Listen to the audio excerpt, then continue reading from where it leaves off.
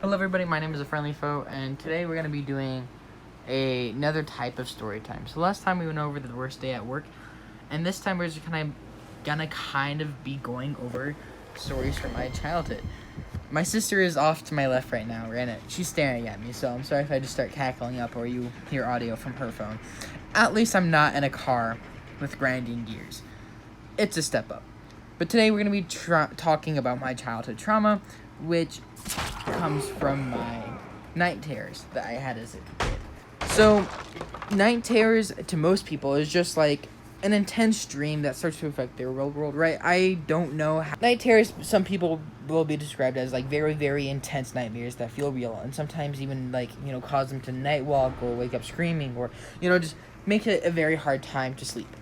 For me, it was basically that, but I was a kid, so it's traumatized me basically. My night terrors lasted from the time when I was around 5 years old to around 8 years old, right? And they were continuous.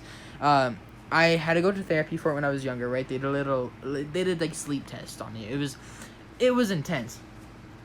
The reason why I'm talking about this story now is I had a nightmare like 2 weeks ago, and it was of one of those night terrors, right? But I've handled it better now that, I'm older. I didn't wake up screaming or paralyzed. So, that's a step up, right? Occasionally these night terrors do come back to me. I'll have nightmares just like them. I'll have like, what's it called? Frame for frame, memory by memory of these night terrors. But, I don't let it affect my entire day. I don't lose sleep over it. I'll just wake up and be all like, woo, I'm scared out of my wits right now. Go get a drink of water, watch videos on my phone for 30 minutes, and I'll pass out again, right? That's how I handle it. As a kid, it was completely different. So when I was about 5 years old, these night terrors started, and I can't really remember from when I was 5 years old. I just have different memories from when I was younger, right? And these are going to be completely out of order. I'm going to tell one story from when I was 7 years old, another story when I was 5 years old, another story when I was 8 years old, and another story when I was 6 years old. They're going to be out of order, but these are going to be stories of my night terrors, right? I want to tell you some of the nightmares, the top three that I remember, the top three reoccurring nightmares, and then how it affected me, right? So the first one, these are going to sound silly, right? These are kid nightmares, but as a kid, these were pretty severe. I don't know why, but they were.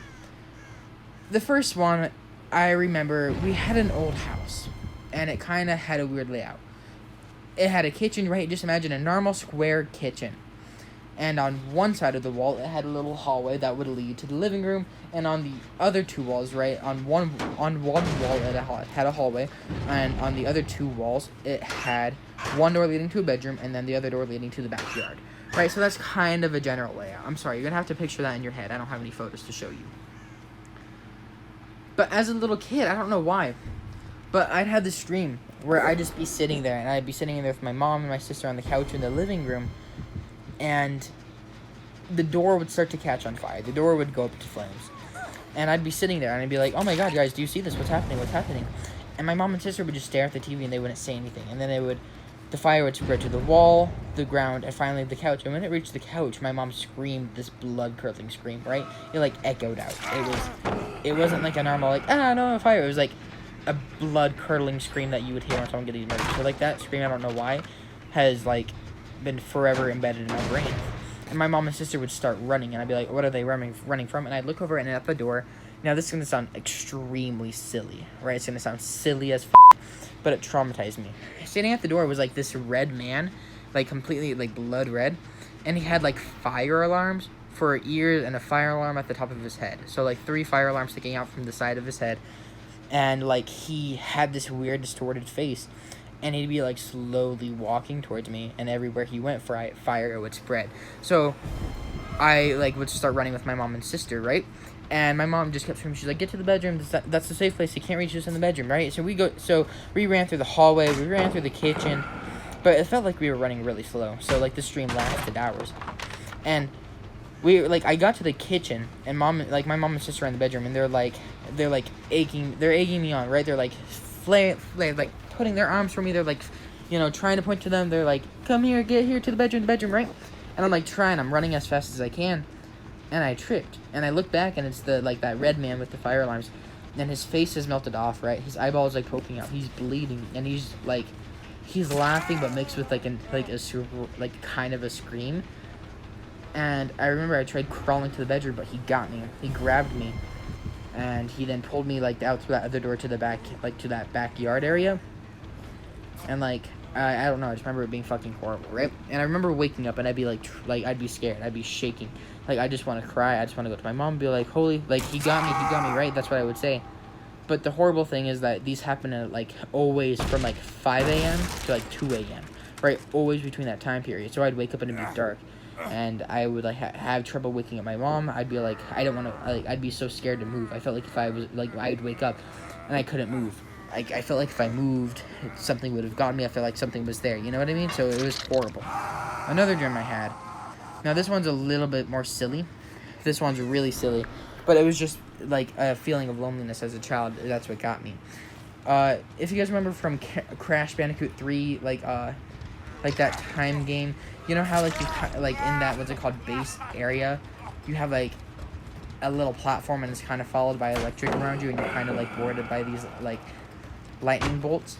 It was like that, and it was me, my grandma, and my sister, and we're sitting on this platform, and it was like the Crash Bandicoot 3 platform with like, you know, little areas, like little pathways going out in areas, but everything like around us was electrified. But going out those areas were like zoo animals, right? There's like tigers, pandas, lions, and everything was dark, right? So it's like we're surrounded by lightning bolts with these encaged animals encaged by lightning bolts, and everything is dark. And my grandma's like, oh, hey, look, like the zoo, let's have a great time, right?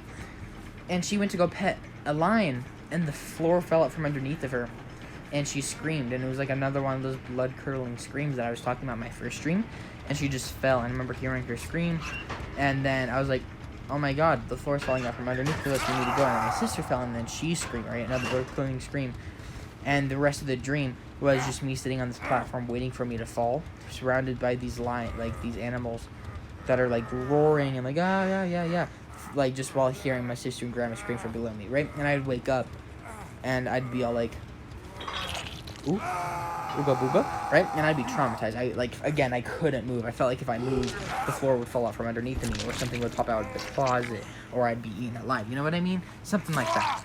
Now the third dream, I'm trying to remember the third dream. I said I had 3, but now I'm like thinking about it, I can't remember the third one.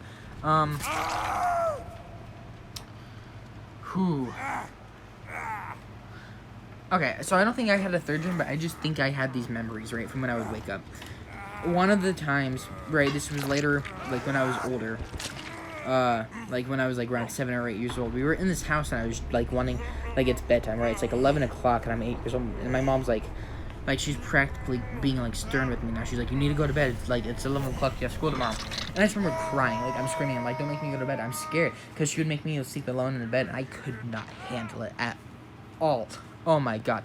If I was alone in a room with the door closed, I felt something was in there, like I felt traumatized, I felt like I could not sleep, I wouldn't be able to move. The door would shut and I would be in there alone, and it would be dark, and I'd like start shaking, like it was fucking horrible. And all I could do was scream, because I would scream for my mom to come, but then she would, most of the times wouldn't come, because the doctors told her, you know, that, like, he just needs to scream it out, he'll eventually scream himself to sleep, he'll, like, just get so tired that he'll just pass out, and then, bam, good night's sleep, right? That was never the case with me. I would scream for hours. I remember one time, I screamed so hard, I scratched my throat, like, one of my vocals, like, things, I don't think it broke, but I did scream to the point where my throat started bleeding, and they had to take me to the doctors for that. But it would, like, eventually come to the point where it's, like, 3 a.m., and I'm still screaming, and my mom would just, like, eventually just take me to her bed, and that's the only way I was able to sleep. I had to be, like, with my mom. And I remember I had to sleep with my mom until I was, like, 10 years old, right? And I would be, like, 8, and, like, I don't remember how old I was, but I was in this room, and she's like, it's 11 o'clock, she's like, you need to go to bed, like, you need to go over this, right? And she shut the door, and I would scream. And I remember one time, I screamed for about 30 minutes, and I got the courage to get to the door. I got to the, I was like, I have to get out of this room, right? I don't know what took over me, but I'm like, I need to stop screaming, she's not coming. I need to get out of the room. Maybe I can run to her room. I got up out of my bed, and I'm so scared. It's dark. I'm so scared. I'm shaking. I'm afraid I'm gonna touch something, or something's gonna touch me, or I'm just gonna, like, travel to another plane with these animals, right? I get to the door, and I twist the doorknob, and I'm about to open the door, and then it's fucking locked. She locked it. Oh my god. I lost it. I screamed. I hit the door, and I tried shaking it again, and it was locked. So then I ran back to my bed, and I hid under the covers, and I just kind of stopped screaming. I hid under the covers, and I started hyperventilating, and I was like, I'm like trapped. She's not coming in, the door's locked. I'm literally stuck in here. And I just sat under the covers screaming and screaming and screaming and screaming. And eventually she came back in. She's like, I've been out here for about 5 fucking hours. You're still screaming. What is the matter with you? And I'm like, I couldn't sleep. It was fucking horrible, right? And then eventually she just take me to her room, and then I missed school the next day because we got like 2 hours of sleep, you know, so it was a rinse and repeat cycle. Another time, I remember, like, it was a temporary fix for me to sleep with my mom, right? Because I was like 7 years old, I'd cuddle up next to my mom, and I'd pass out, and it'd be a great night's sleep, right? But it was a temporary fix, because the night terrors started coming back. It was horrible, because one night, I was sleeping with my mom, and everything was great, and I had a dream about dolls. In my mom's room, she had this little collection of, like, these, porcelain dolls, and she, like, hung them up on a shelf, right? And it was like, she had like 10 dolls. It was an actual collection. And they never scared me at all. They were just always there, and they always faced you while you slept. But I was 7 years old, and I didn't have a fear of dolls yet. I don't know why, but I had a dream, and it was about the dolls coming to life, right? And it was just a normal nightmare. But then the night terror, like, effects kicked in, and I woke up with my eyes closed. If that makes sense. I don't know that was possible, but I woke up and my entire body was so clenched, I started having cramps in my legs, and I couldn't open my eyes. I literally could not open my eyes. I tried with every strength, but anytime I tried opening them, I felt like I couldn't, and anytime that I felt like I could, I'd stop because I was afraid of what I was going to see. So, I remember after like 30 minutes of just sitting there shaking with my eyes clenched, I slowly started cracking them open, and I cracked them open, I saw those dolls, and I froze. My breath caught. I was like, ugh, and I had an asthma attack, and I had to wake up my mom. And not those dolls, bro. Those fucking dolls, you know. And she took me out to the living room, and I had to do a nebulizer. And she's like, what's wrong with the dolls? I'm like, they're watching me, right? So we had to sleep out on the couch for that day because I couldn't go back to sleep with the dolls. I was like crying. I'm like, I can't go back in there. And then it was just like rinse and repeat of those cycles, right? Rinse and repeat of those cycles, because I would have these same nightmares over and over again. I'd wake up, I couldn't move, I'd start shaking, I'd cry to the point where my pillow was wet, I'd scream until my throat was bleeding, and eventually she took me to the hospital. She's like, he's not sleeping, he's not having good dreams, I'm not sleeping, he's like messing all of our sleep schedules up, what can we do? And the doctor straight up told her, was like, just lock him in his room, scream himself to sleep. If he rips his throat and he starts bleeding, then take him here. We'll treat him for the throat, but we're not going to treat him for a sleep schedule. And that's why that's why I have that one memory where she locked me in my room, and that's where that story kind of came into place. And then after that, she then took me to actual therapy, where we had to go for 3 times a week, and we drove an hour to the place of therapy every day. And I'd sit there and I'd tell him my dreams, and he'd be all like, oh, okay. And he talked to my mom about it, and I can't tell you what he said because I never knew what he said to my mom. I was 7 years old. But randomly, at the age of 8, they stopped out of nowhere. I remember I went to sleep one time at 8, and I was so scared. I'm like, I'm going to have this nightmare. And I didn't. And I'm like, oh, okay, bet. Last night was a good night. Went to sleep the next night. Bet that was a good night, too. And I haven't had them since. But then, once a year, for the past 5 years, for whatever reason, I've had once a month I've had those dreams. But I'd wake up, and because I'm older now and I know there's nothing that can hurt me, I'm not gonna die at a doll or the fireman, the red dude with the alarms or something like that, you know what I mean? Because I know that's not real. I'll just be like, oh my god, that was scary, man, and I'll shake it off. Like I said, watch some videos on my phone. I'll come out to the living room, I'll put on something like TV or something like that, and it'll be a grand old time, and I'll go straight back to bed. If it gets really bad, then I'll just take some melatonin, right? I've had to do that sometimes. But to sum up the story, I had 3 recurring nightmares. I'm sorry I couldn't tell you the third one, but I know there was a third one. Can't remember it.